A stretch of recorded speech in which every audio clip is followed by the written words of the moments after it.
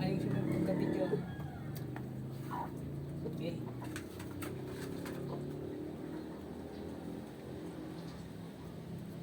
Ito pala yung mga breeder natin na BPR. Black Fremont Rock. Tawag sa kanila, BPR. Yan yung mas gusto ko yan kaysa sa Arayar. Una, mas malaki pa sa Arayar to, tapos malaki yung itlog.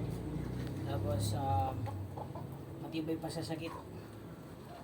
Kaya lang, namaya na yung rooster natin. Siyempre, biruin mo, 4 yung babae niya. 4 yung babae niya, siyempre, isa lang mag-isa.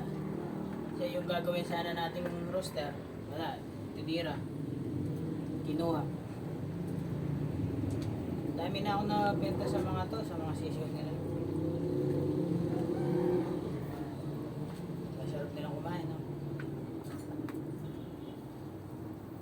Lagi yung pinapakain namin. Pero kumisa, syempre, inaalon namin ng feeds. Para lumakas silang mag-itlog. Pero more on organic tayo.